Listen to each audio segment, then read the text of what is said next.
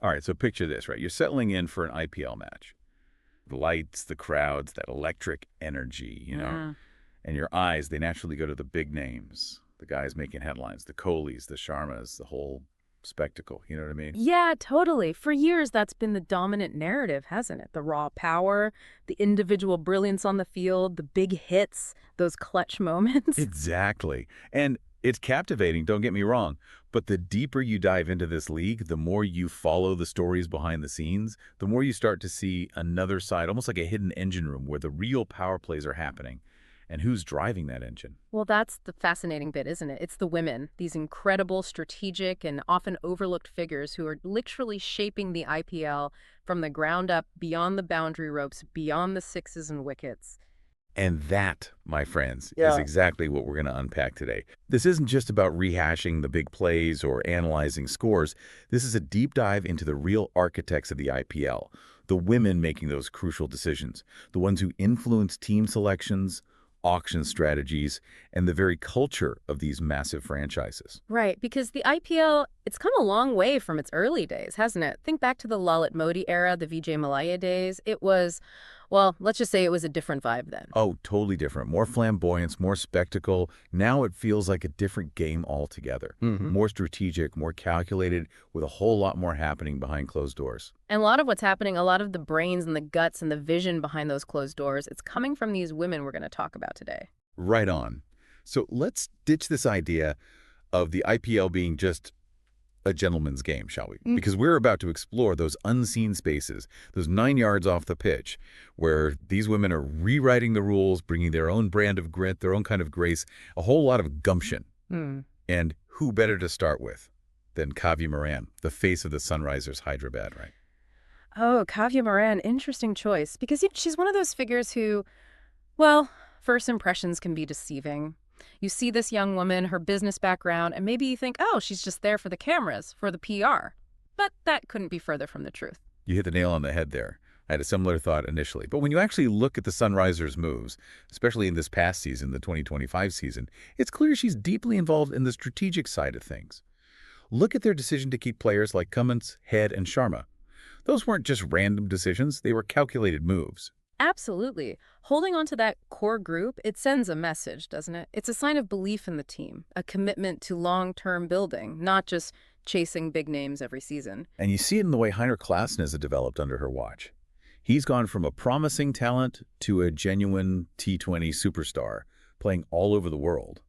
That kind of transformation, it doesn't happen by accident. It speaks volumes about the environment they've cultivated at the Sunrisers, and I bet Kavya has a huge hand in that. No doubt about it. Identifying potential is one thing, but creating the right conditions for it to flourish, that's where the real magic happens. And with Klassen, you can see the results clear as day. Then there was that move at the 2025 auction, shelling out a whopping 10 crore for Mohammad Shami. That's not just flexing financial muscle, that's a calculated investment in a key area they needed to bolster. Totally. That kind of commitment to a premium fast bowler, it shows they've really analyzed their strengths and weaknesses. It's not just about buying the biggest names, it's about building a balanced, effective unit. She really seems to have this knack for putting together a well-rounded team. It's almost like, and I know this might sound strange, but it's like crafting the perfect Hyderabadi biryani. You need the right spices, the perfect blend of ingredients to create something truly special. That's actually a brilliant analogy. A successful team isn't just about collecting star players, it's about how those individual talents complement each other, how they fit together to form a cohesive whole. Right. And I can just imagine the scene at the auction when Kavya starts bidding. The other owners are probably like, oh, here comes Kavya. This is going to get interesting. Yeah. She's definitely a force to be reckoned with, someone who's not afraid to make bold moves and shake things up. It definitely highlights the shift we're seeing in the IPL. It's not just about having the deepest pockets anymore. It's about having a sharp mind, a clear strategy, and the guts to go after what you want. And Kavya, she embodies that perfectly. Now, speaking of shaking things up, let's move on to someone who literally holds the power in her hands at the auction. Mallika Sagar. Remember that 2024 auction in Jeddah? She made history right there, becoming the first female auctioneer in the IPL. That's a moment I don't think anyone will forget anytime soon. Absolutely groundbreaking. To step into that role on that kind of global stage, traditionally dominated by men, It was a huge statement. And her journey to that point, well, it's a story in itself, isn't it? For sure. Because her background isn't what you might typically associate with the high-octane world of cricket auctions. She honed her skills in the Pro Kabaddi League, then the Women's Premier League, but her story goes way beyond that. We're talking about a woman who comes from a prominent Mumbai business family, studied art history at Bryn Mawr, then made a name for herself at Christie's in New York. That's what's so fascinating, right? This path that takes her from the world of million-dollar paintings to million-dollar cricketers. And when you think about it, the skills are surprisingly transferable. You're absolutely right. Whether it's a masterpiece hanging in a gallery or a star all-rounder stepping onto the field, it's about understanding value, reading the room, knowing when to push and when to hold back. And let's not forget her time at Pundols in Mumbai, dealing with modern Indian art. That experience, immersed in the world of auctions, learning the nuances of bidding and the psychology of collectors, that must have been invaluable preparation for the IPL auction. It's like she's conducting an orchestra up there on the stage. The way she builds the tension, the drama, the way she keeps the energy flowing, it's almost like a performance. And that's crucial, isn't it? That ability to create an atmosphere, to draw everyone in, to make the auction itself an event. It's something she likely learned from her art world background, where presentation is everything. I can just picture her practicing beforehand, going once for Jadeja, going twice, sold to Chennai. It's brilliant. She brought a whole new dynamic to the IPL auction, and I'm sure we'll see her influence grow in the years to come. It also sends a powerful message, doesn't it? About breaking down barriers, about challenging the traditional notions of who belongs in positions of power within the sporting world. Mallika, she's a trailblazer, and she's paving the way for others to follow. Now let's shift our focus to someone who's become a true institution in the IPL, Nita Ambani. As the director of Reliance Industries and the owner of Mumbai Indians, she's been a constant presence, a driving force behind one of the most successful franchises in the league's history.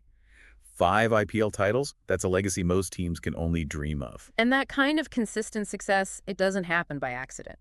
It speaks to a clear vision, a strong leadership philosophy, and a deep understanding of what it takes to build a winning culture. One thing you hear a lot about with the Mumbai Indians is this one family ethos that Nita Ambani has cultivated. And, from the outside looking in, it seems to have genuinely created a sense of unity, a culture of nurturing talent within the team. That emphasis on internal development, it's a huge part of their success. They don't just rely on buying big names, they invest in their players, they give them the platform to grow, and the results speak for themselves. Think about guys like Jasprit Bumrah, Tilak Varma, even the return of Hardik Pandya. These are players who have thrived under her leadership, under this system she's created. It's almost like they've built a talent factory alongside a championship-winning team. That's a great way to put it. It's not just about winning in the short term, it's about creating a sustainable system that produces high-quality players year after year. And ahead of this 2025 season, she's been very vocal about continuing that strategy, focusing on identifying and developing the next generation of talent. It's like they're always one step ahead, always planning for the future. That's a sign of a truly great leader, isn't it? Someone who's not just focused on the present, but who's constantly looking ahead, building for the long term. I can only imagine the other teams watching the Mumbai Indians turn out top-tier talent year after year and thinking, how do they do it? There's got to be a bit of envy mixed with admiration, right? For sure. It challenges the traditional approach, doesn't it? It shows there's more than one way to build a successful team. And the Mumbai Indians, under Nita Ambani's leadership, have definitely found a formula that works. I once tried to implement that one family philosophy with my own group of friends, and it mostly just resulted in them raiding my fridge and asking for free cricket tickets. Yeah. I guess Nita Ambani has a bit more pull than I do. Well, that just shows the authenticity of her approach. It's not just a marketing slogan. It's a deeply ingrained value that permeates the entire organization. All right, let's talk about someone who brings a completely different kind of energy to the IPL. Preity Zinta, the co-owner of Punjab Kings. She's been with the team since day one, since 2008, and talk about dedication. Through thick and thin, she's been there cheering them on. Absolutely. Her passion for the Punjab Kings is infectious. No matter how the team's performing, you can always count on Preity to be there, waving the flag, supporting her players. And let's be honest, the Punjab Kings haven't always had the easiest ride in the IPL. But through it all, Preiti's enthusiasm never seems to waver. And remember that magical run to the final in 2014. You just know her energy, her presence played a part in that. That kind of visible support from an owner can make a huge difference. It creates a connection between the team, the ownership, and the fans. It builds a sense of unity and shared purpose. And she's not just a figurehead either. She's actively involved in the auction strategies. She's known for giving pep talks to the players. I can just hear her saying, "Come on, boys, let's go out there and fight." Yeah. You can tell she genuinely cares about the team and their success. And her involvement extends beyond the cricket field as well. Her work with girls' education and rural sports shows a commitment to using her platform for good, making a real difference in people's lives. Exactly. And, you get the feeling that her players genuinely appreciate that. It creates a sense of loyalty, a feeling that they're all in this together. That kind of personal connection can be incredibly motivating. When players feel like their owner is invested in their well-being both on and off the field, it can inspire them to push themselves further. Even though they haven't always achieved the results they've hoped for, I think Preity Zinta's dedication, her unwavering support for the Punjab Kings, deserves some kind of special recognition. That's true team spirit right there. It really is. It speaks to her character, her belief in the team, her willingness to stick with them through thick and thin, and I think that resonates with fans as well. Finally, let's talk about Juhi Chawla, co-owner of the Kolkata Knight Riders.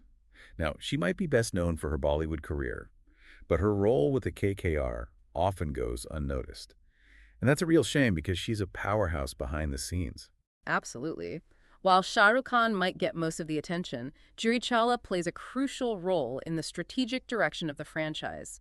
She's deeply involved in shaping the KKR brand, securing sponsorships, and driving their corporate social responsibility initiatives.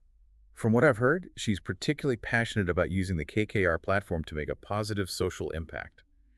Their work in education, healthcare, youth sports, it all seems to be driven by her vision. That's a trend we're seeing more and more in sports ownership, this idea of using your platform for good, going beyond just winning games. And Juhi Chawla is definitely at the forefront of that movement. It's like she's the quiet force behind the scenes, making sure everything runs smoothly, making sure the team is doing things the right way, both on and off the field. That kind of behind-the-scenes work is often overlooked, but it's absolutely vital to the long-term success of any franchise.